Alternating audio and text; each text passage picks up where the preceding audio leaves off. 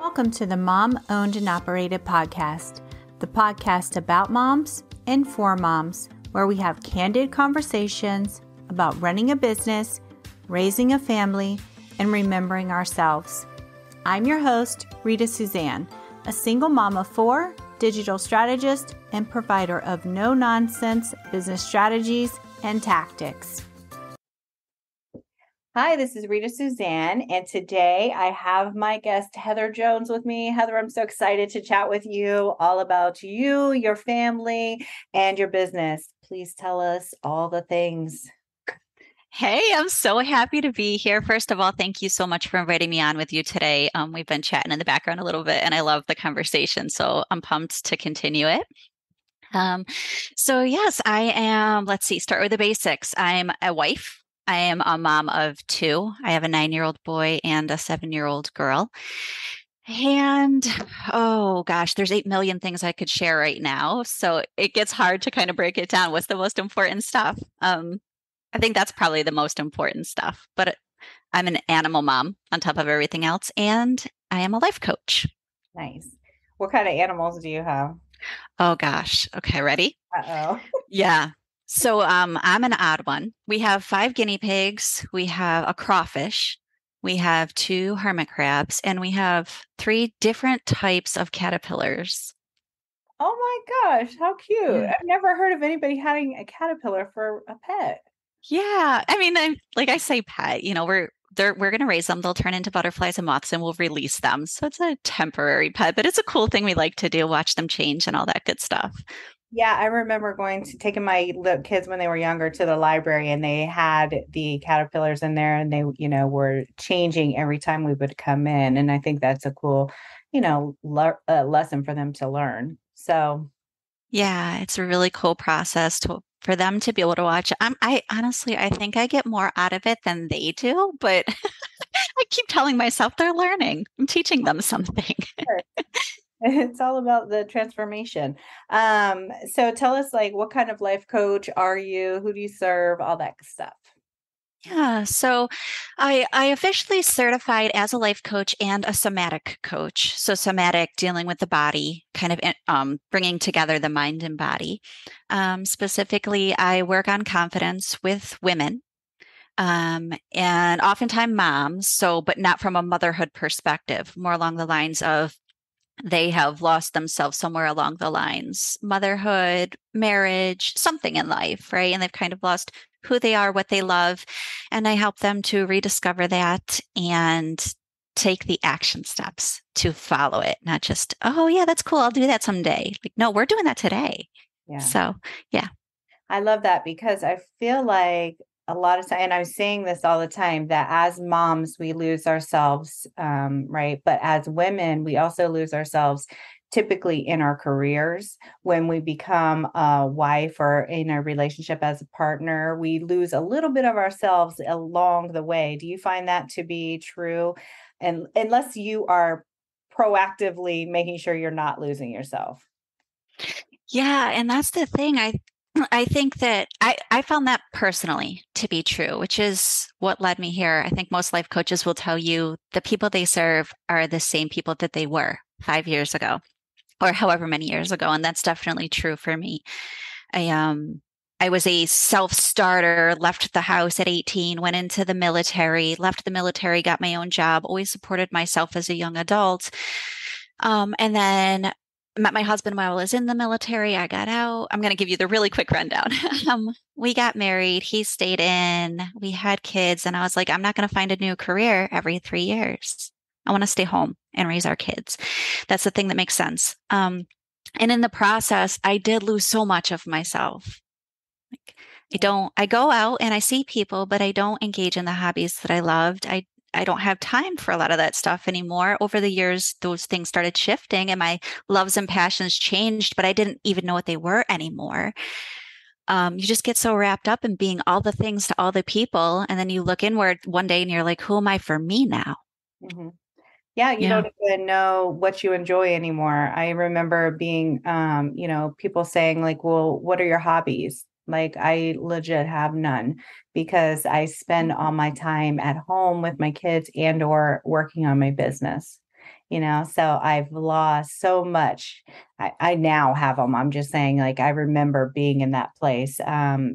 When people would ask me, what do I like to do with my spare time? And it would be sleep. Yeah. Yeah. I Because mean, I we're no exhausted, other, so that's fair, right? I know, but I had no other answer, even if it wasn't sleeping, even if it was just like, that was the thing I would say. I'm so tired. That's all I have time to do is just sleep when I have Mm, spare time, because yeah. I didn't know what else to say. Yeah. Yeah. And then we say that enough that it becomes our story. And that kind of is just who we are now. Right, because you're Yeah. working so much. So what do you think is one of the biggest factors that causes that loss and or like the lack of self-esteem or, confidence? That's a really loaded question. So, can I start with, I guess, like kind of how we lose ourselves in the process? Will Yeah. that work? Yeah. Okay. Um, this may sound a little controversial for some people, but I'm putting it on society, right? Hmm. So when we become a wife, when we become a mother, when we become an employee, when we become anything other than just who we are at the core, right? All the other things, we're supposed to be something in this role. We're supposed to be doing something. We're supposed to be acting a certain way. We're supposed to be rising to a particular occasion. All these things that we're supposed to be, and it gets heavy. And we take on a lot of that because we don't want to let people down, right? We don't want to feel like we're failing. So we take on that. And then what's left at the end? We're exhausted.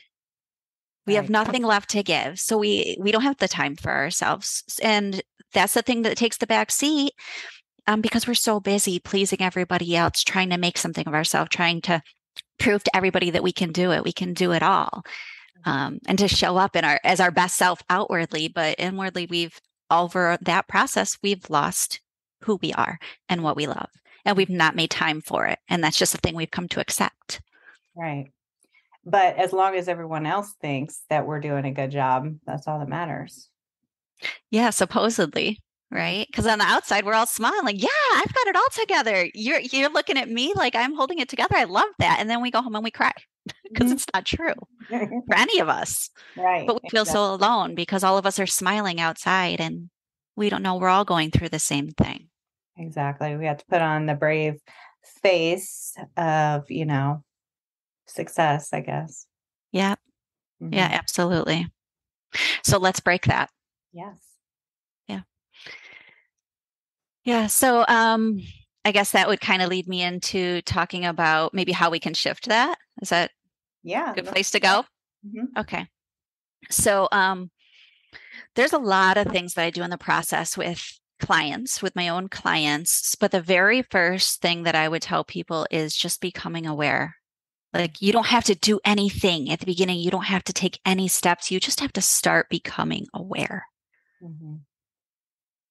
And sometimes that's hard. It sounds like all you have to do, right? I say you just have to. That's all you have to do. But it's easier said than done. And so, as part of that process, maybe you have to take steps initially, set reminders on your phone to check in with yourself. You don't have to make any more time than that to start. Just, hey, Heather, on my phone, am I right? Heather, how are you? Heather, what is on your mind right now? Heather, where are your feelings? What are you feeling? Check in with yourself. Mhm. And that's, Step one. yeah, step one. Just become aware of what's going on internally. Yeah. For me, I had to do I always say, I used to say this all the time that as an entrepreneur, there's a lot of growth, right? Because if you don't deal with your stuff as an entrepreneur, then most likely you're not going to be able to move forward, right? Because it's really all that stuff is just going to weigh you down. And likely you're not going to be able to continue with that mask on, right? That you've created. And so for me, there was a lot of self discovery in the process as I became an entrepreneur. So this has been 8 years ago. And I remember my coach telling me, uh, you have mindset issues. And first of all, being from corporate, I had no idea what that even meant. I was like, what do you mean? Like, Mm-hmm. what? So she had me doing like affirmations and journaling and all of these things that were so foreign to me, but really helped me to come out of my own little shell of not knowing who I was. I still, though, I go to like a therapist and I still go to there and tell her, like, I still have a problem expressing what my current emotion is, right? Because I've disassociated that because of all the traumatic experiences I've had in my life. But, the rest of it, I am so self-aware, like, and I think that the journaling helped me because if I would have set a timer and said, like, how are you feeling? Oh, I'm great, like, because I'm so used to being in that people pleasing feeling, I think. Do you find that that's ever an issue with some of your clients where they just like cover up and say, I'm fine. I'm fine. Totally. Yeah. Totally. Yeah. Yeah. And this is how deep rooted it is. I've had clients even, you start to really get like this intuition working with people, right? You start to really listen to what they're saying, but you really start to listen to what they're not saying.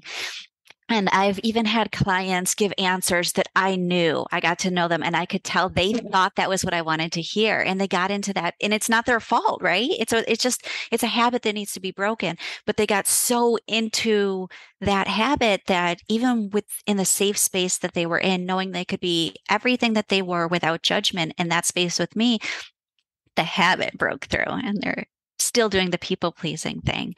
And Yeah. so, yeah, I very much find that to be true. It gets really, really hard to move out of that and start the exploration. And then we continue to go back to those habits. It's just a process. It Right. takes time.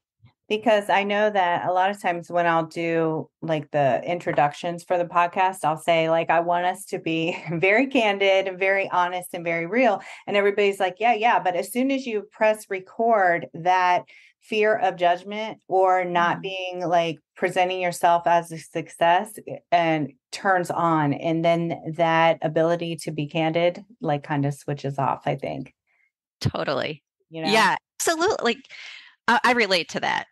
Yeah. Absolutely. I'm not, let me rephrase, let me reframe here. I am a recovering perfectionist. I Yeah. don't ever want anybody to see, and I say I don't. This is a thing I've worked through and I've kind of overcome to some degree, but I don't want people to see my mistakes.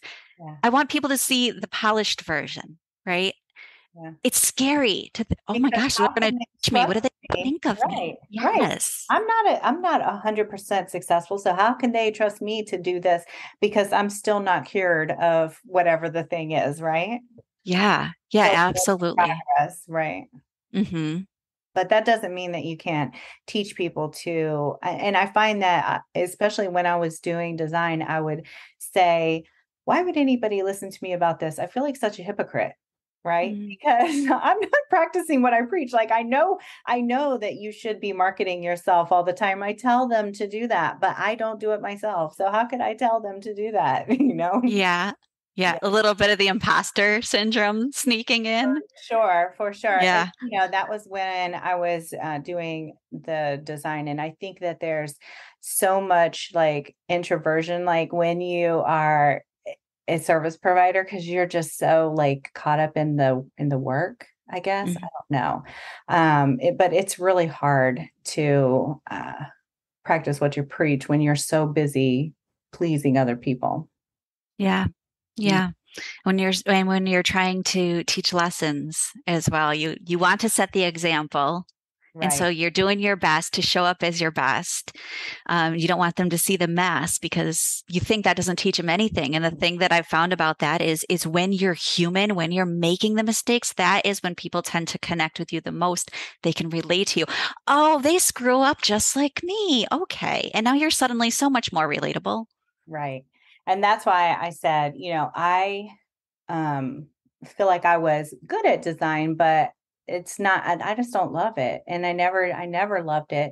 But what I am good at is knowing when somebody is burnt out because I have been burnt to the ground and back and gotten back up. And so, and so I think it's really about finding that ability to, like you said, like push past the imposter syndrome, push past the inner critic, push past the lack of confidence that you may have. And so what are like some things that you recommend, like, because you say, you help people with their confidence. What are some things that help people with their confidence? Because I find that a lot of moms struggle with this. Yeah, you already touched on a couple of them yourself when you were talking about your own journey. Two of the prominent things I have people do is the affirmations and journaling. Those are two huge things. Um, the affirmations, can I dig into that a little bit? Please, I love that. Yeah. So I think when people think of affirmations, they think that it's supposed to be done a certain way to work. And the problem is, if you do it a certain way, the way that other people are doing it, that is when it doesn't work for you. You have to you have to do it your way. Mhm. So what I say is go out to Google, find some good affirmations, find some ones that resonate with you, but change them. Make them your own terminology. Only use them if when you say them, your mind doesn't go, that's bull. Can I BS? That Fine. You're right. You're fine. total. Okay. If your mind is telling you that's bullshit, don't use that one. You need Right. to find the ones that truly resonate and ring true in your heart. And just one more tip on that is when you come up with the affirmations, come up with the proof at the same time. Mm. So I am good at this because, and this is why you know it's true. You have the proof, so you can truly believe it and you can carry it forward. Your mind's not going to be screaming at you, BS, BS, BS. Right. Because if I say I'm a millionaire, then my mind is like, no, you're not. Like, stop. Right. And some people will tell you do that. And if it works for others, great. But if Right. you find that's not working for you, dump it. Right. Like if Come you back to what feel rings true for you. that, like I maybe what is it, like a feeling of heaviness or something? If that is the feeling that you're feeling, like how do you know that you're feeling impostery with it? Like I'm making up Yeah. words as I go. I love it. I always make up words and I mix metaphors. So it's my favorite trait about myself. Um, so this is where I start to do body work, the somatic stuff with my clients. I bring people in tune with what's going on with their body. We Mhm. don't realize that our body is usually going to signal to us before our brain does, even before we even have the thought. Our body is doing something, it's ramping up and it's doing exercises, and it's going to be very different for each person. So I wish I could say, here's an example of how you do it. Mhm. But some people are better with visualization. Some people get immediately into the body and it's just natural for them. So it's really going to depend on the person. But Yeah. I start going, okay, when you're feeling anxiety, for example. So if you know that something isn't ringing true in your head, you may feel anxiety, maybe you feel fear, maybe you feel sadness. I don't know. It's going to be a little different for everybody. But when you feel that emotion, feel into it. Don't try to get past it. Yeah. Sit in it. What is your body doing right now in this moment while you're in this emotion? Hmm. And then when you're able to identify that thing, then you start to combine that with the thoughts that you're having and recognize it. And that's where you can make the shifts. And that's where they become the most powerful. Your body signals to you, that's not honest. I've got a little bit of a twitching in my muscles. I've got a tightness in my stomach. Your body is going to be signaling that stuff to you. Yeah. And Yeah. I remember, and this is probably similar technique. I remember one of my coaches, it was like a session that we did, and um, we were talking about a really like painful situation that before this time I used to cry every single time that we would discuss or I discussed it, and this was from childhood. But we did this technique where she was like, okay, so where in your body do you feel this? Well, how do you describe it? And she did this exercise with me. And then, the next thing was like, we're going to replace that feeling with this, we're going to take it out of your body and replace it. And so is that similar to what you're saying, is kind of like you're just basically eliminating it from your body after you recognize where it is, or is it something different? Yeah, I don't necessarily approach it from the from elimination.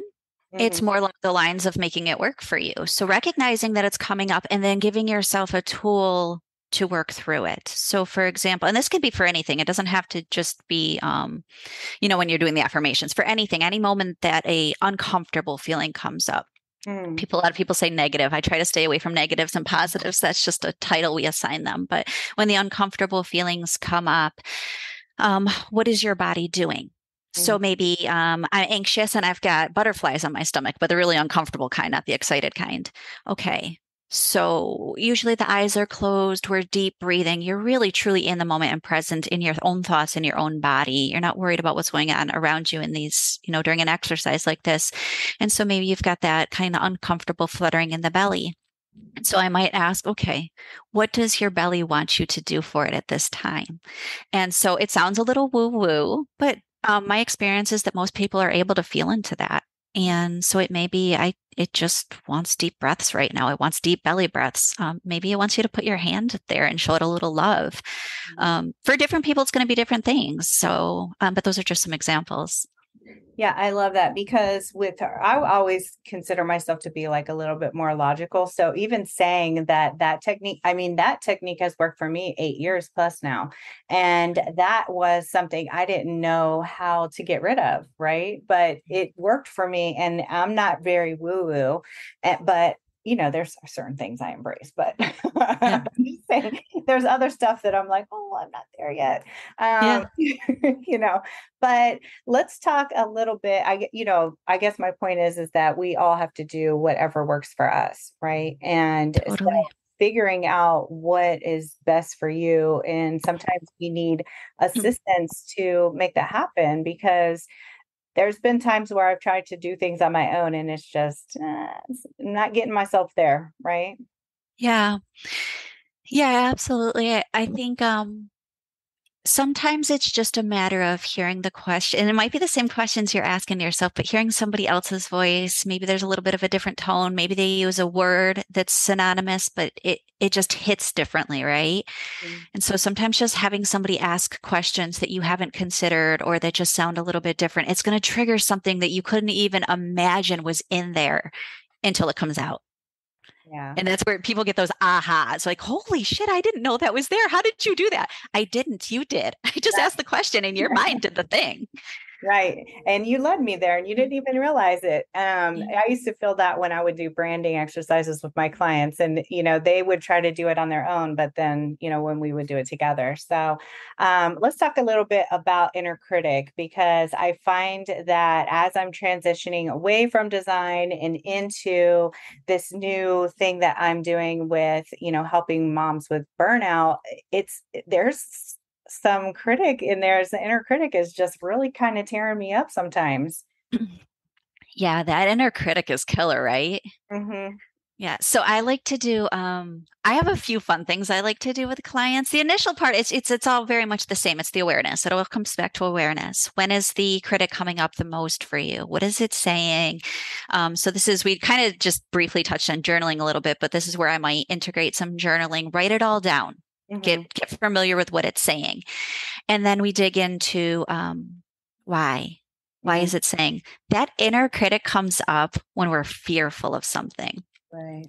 And it doesn't always feel like fear. And that's the tricky part. Sometimes it's like, oh, no, that makes good sense. Mm. It's trying to protect us from something that it's fearful of. Right.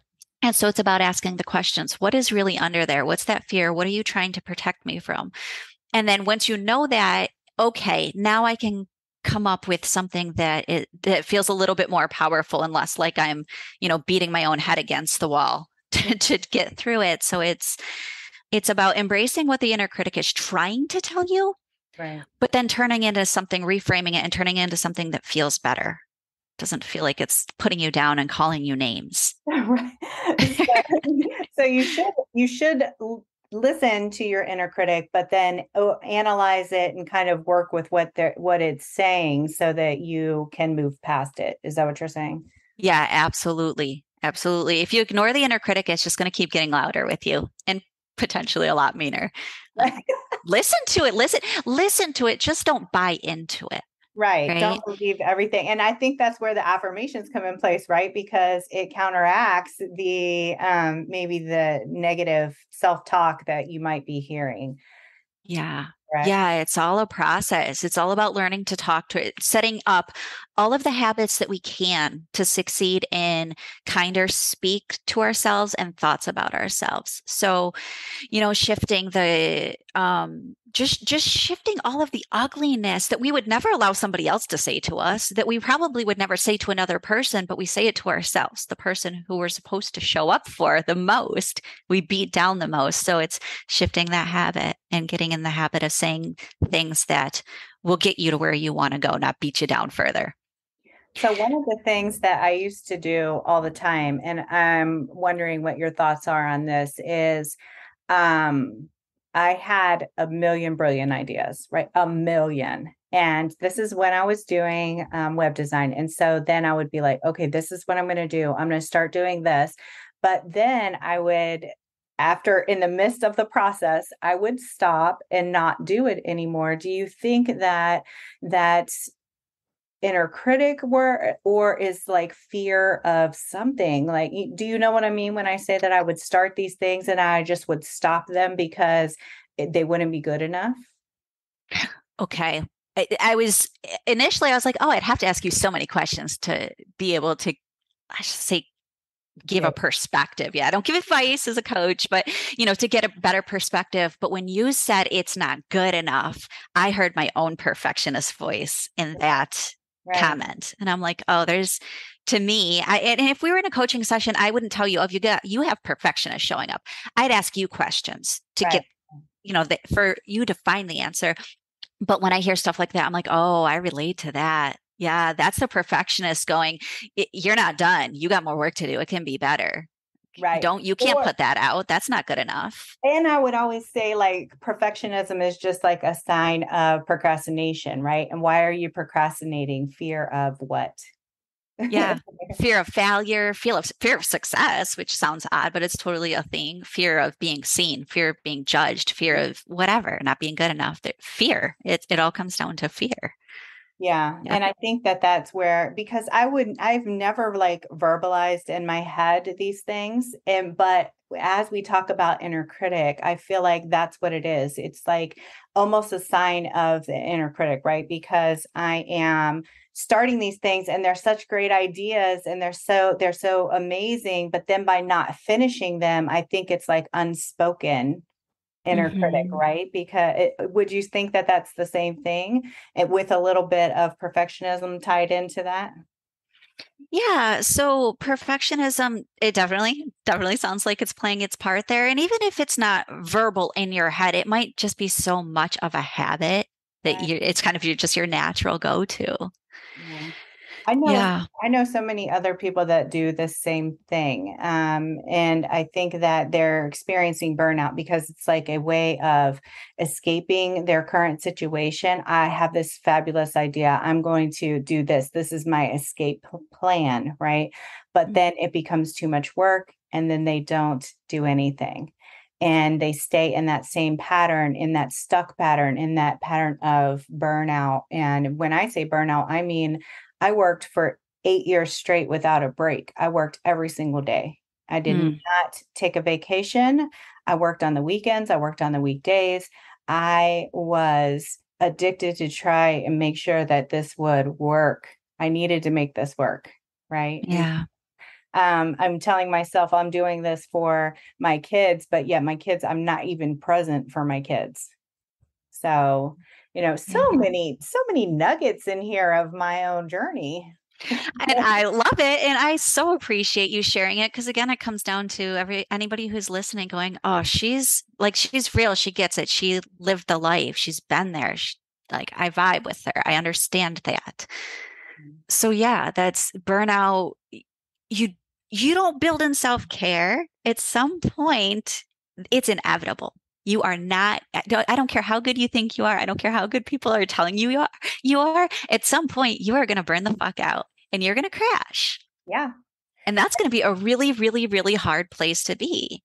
So, And that's what happened to me. I mean, when I crashed, I was like, goodness, months of recovery. But then I said, you know what? I'm never going to go through this again. This is never going to happen to me again.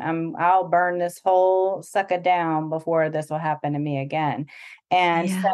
now, like building up a new business, it's like starting over because I just want to make sure that I don't fall through the same traps that I was in before.